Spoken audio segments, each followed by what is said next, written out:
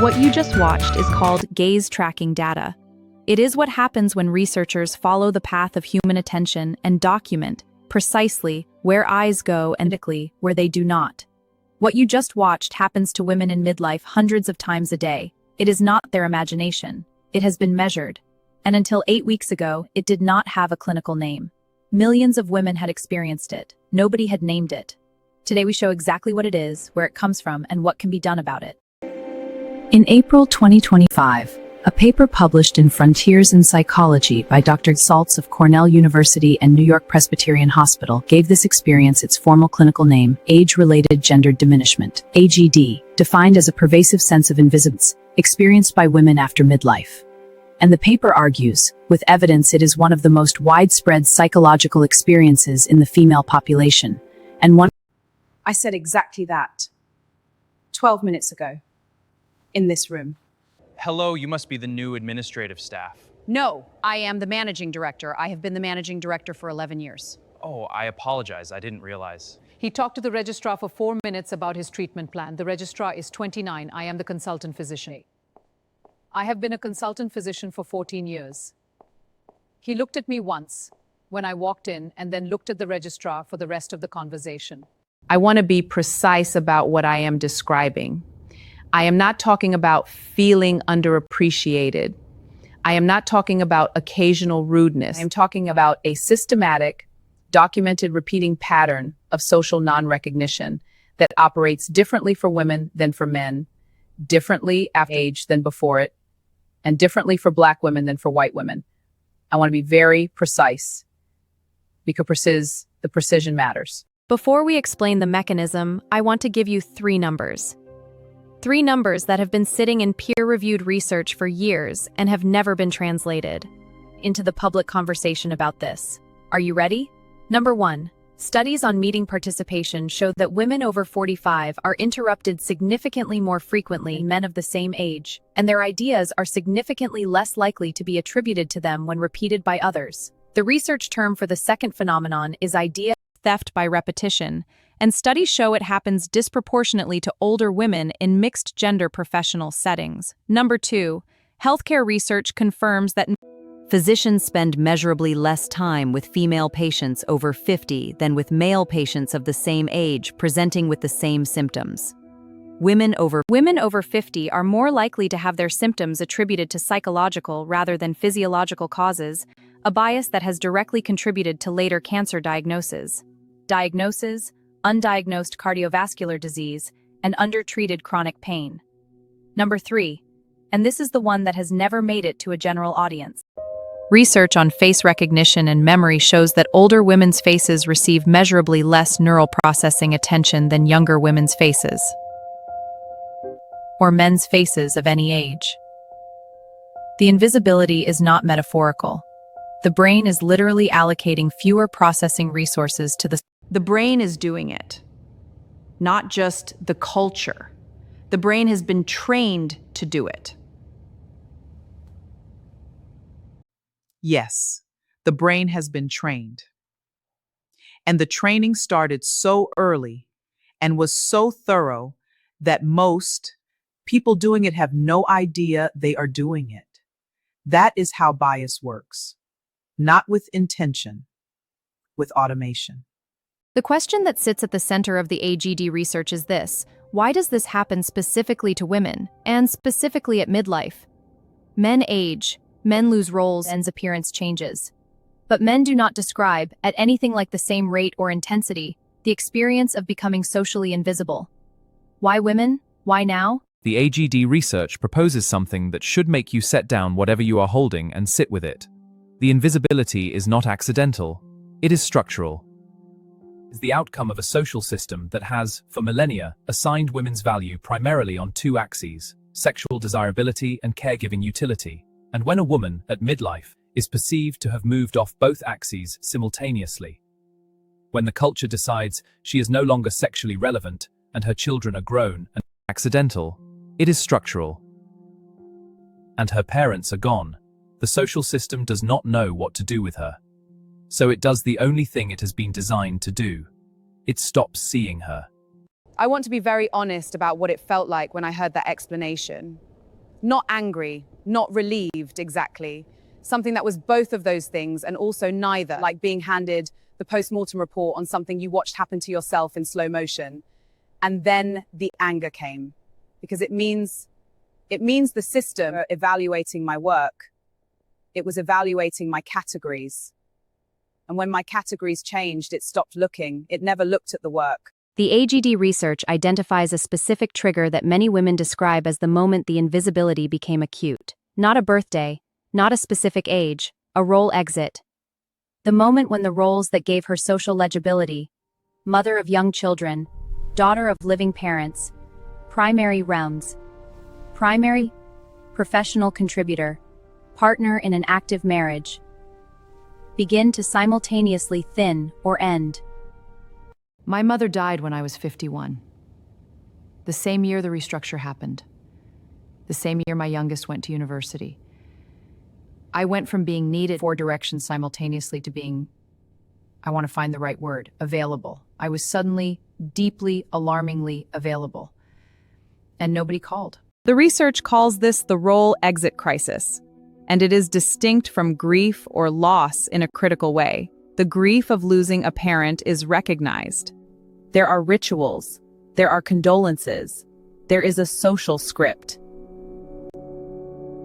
The grief of losing your social address, of becoming a person without a defining role, has no script, no ritual, no socially recognized name, until now.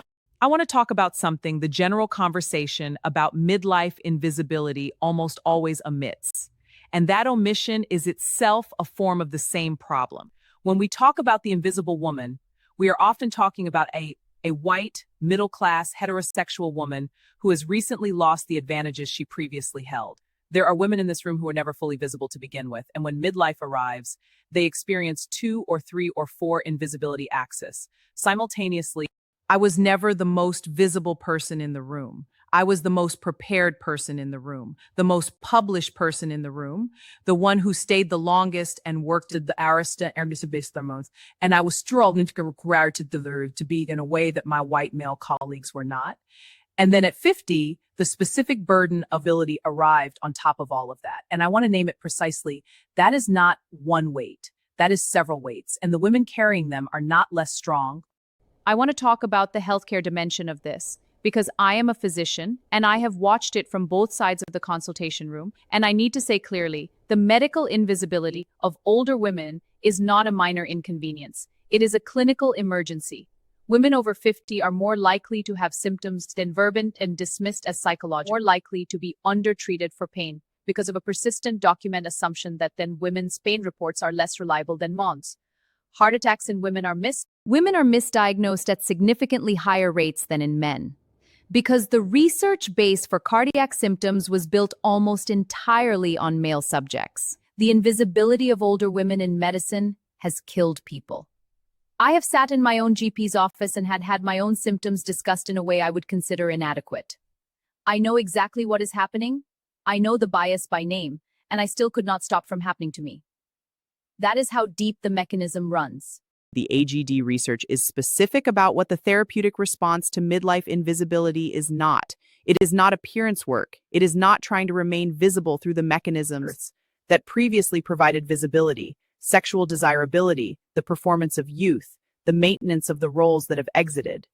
These strategies are not wrong, but they are addressing the wrong thing. They are trying to re-enter a system that is designed to exclude you, using the system's own metrics. The research calls this performing for the dismissing gaze, and it produces temporary visibility at the cost of enormous personal energy and the reinforcement of the very framework that diminished you.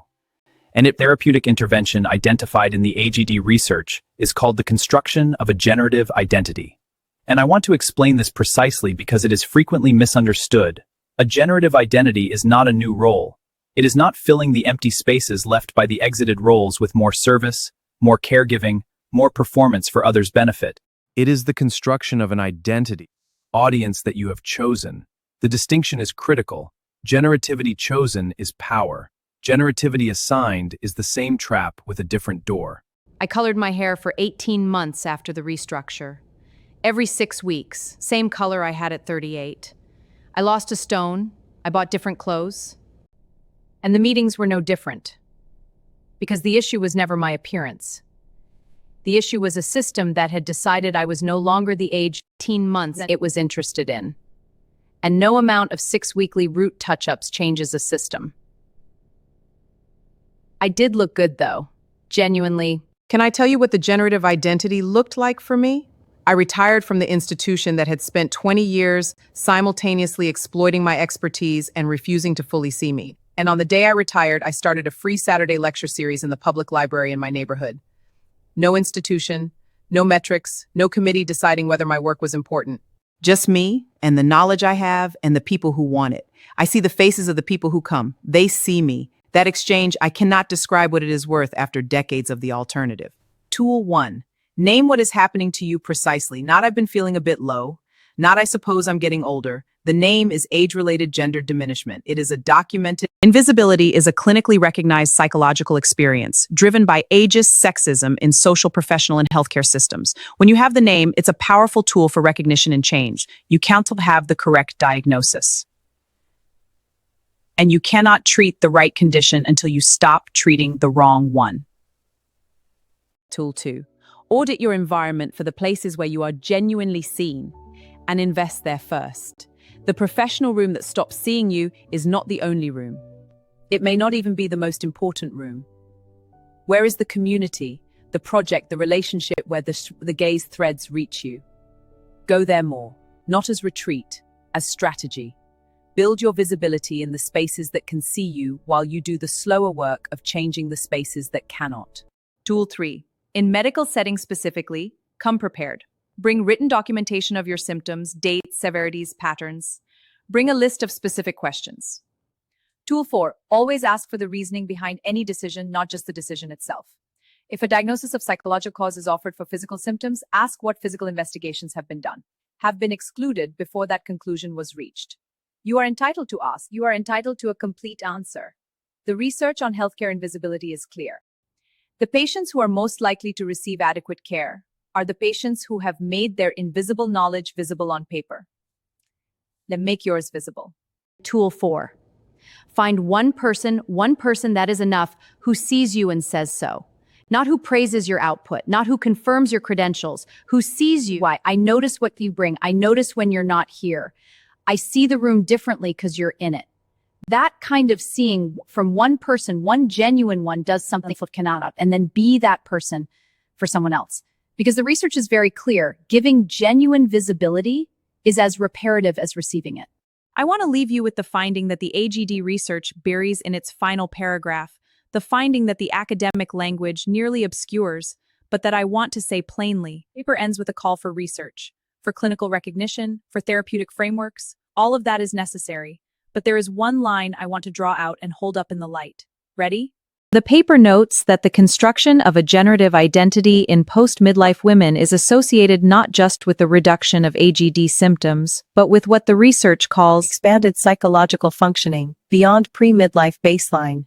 In plain language, women who navigate AGD and construct a generative identity frequently end up with a richer, more self-directed psychological life than they had before the diminishment began. Not in spite of having been rendered invisible, because of it. The invisibility forced a question. With what the research calls outside the gaze, outside the system's registry? And some women, the ones who get the name, the research, the tools, answer that question with something extraordinary. I want to say something to the woman watching this who is in the middle of the worst of it, who walked into a room this week and felt the air move around her, who said something important and watched someone else receive the credit, who went to a doctor and left without the answer she came for. I want to say I see you, this film sees you, and the chapter you are in, hardest one, the most disorienting one, the one where the system stopped seeing you, is not the last chapter. The question it is asking you is the most important one you have ever been asked. Who are you when nobody is defining you? Answer that question. The answer is going to be the most interesting thing you have ever said.